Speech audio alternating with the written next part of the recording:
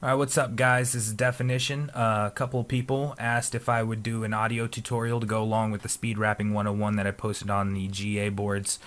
And for the purpose that I may actually upload this to YouTube, I'm going to read along with my written Speed Rapping 101 so people who don't visit GA can follow along with what's going on. So let's get this started.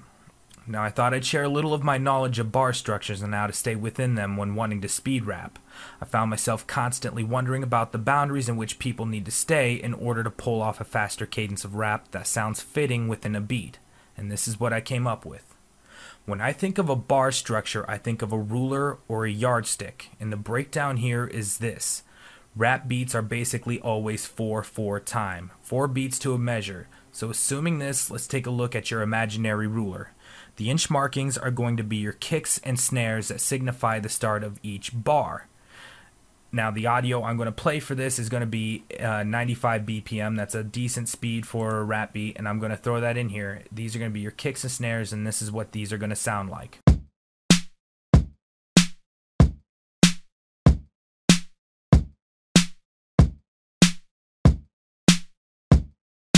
Alright, now those were your kicks and your snares.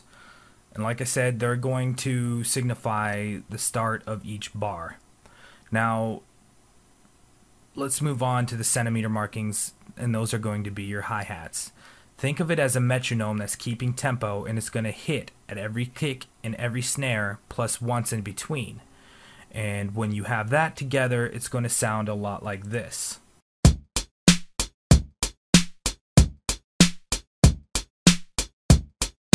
Alright, now all that's left on your ruler is going to be the millimeter, and those are going to signify the syllables one can fit into each bar. This is where we get into the rules of wording, because speed rapping doesn't just mean saying words as fast as you can. It takes a lot of effort and generally starts sounding poor. Instead, you're going to use a simple method called double syllable or double tonguing or double time, and basically this means you're going to take a sentence and pair each word into double syllables in a way that it's going to flow. And I'll give you an example. The definition of invention spit to keep them listening. I'm bringing a sting of the beat in a week and season till they piss again. Alright, so what you just heard was an example of double syllable, the double syllable method for speed rapping.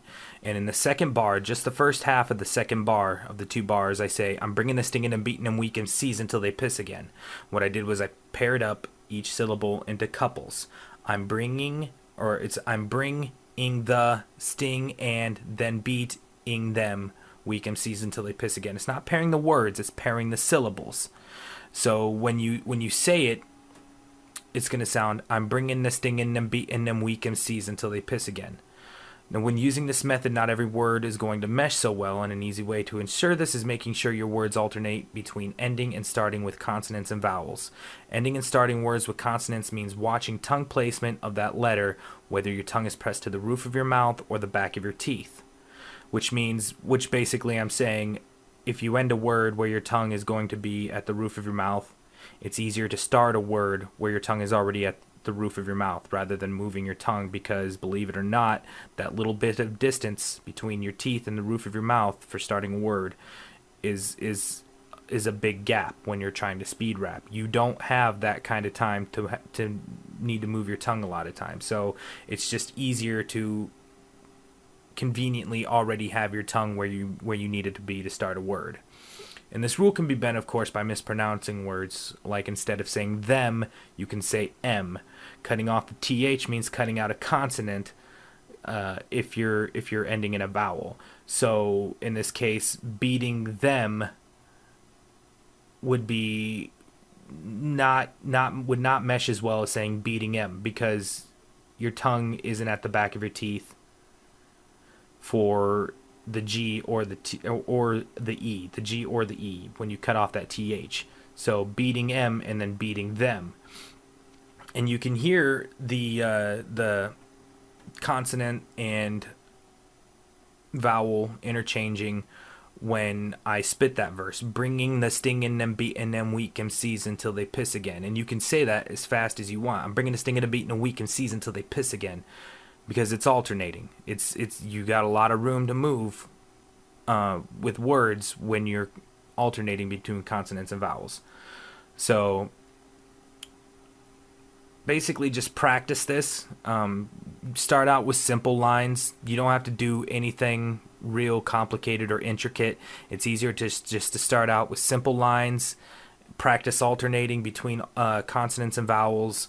Make sure you do it to a beat, because you need to follow along with the beat. Your syllables need to hit with the kicks, the snares, and the hats when you're doing fast cadence, when you're doing speed rapping.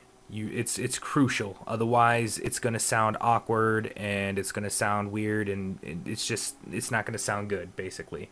So go ahead and take the time to do that, and I'll throw up an audio of the line, the song from which that line came from. So I hope this helps, and good luck with all your endeavors. Me bringing up your rap name, funny cause nobody really wanna hear your rap, man. The definition of a vicious spit to keep them listening. I'm bringing the sting of the beat and we can seize until they piss again. Vigilant, yes, but with booze I'm just reckless. Fools need respect to wear a noose for a necklace.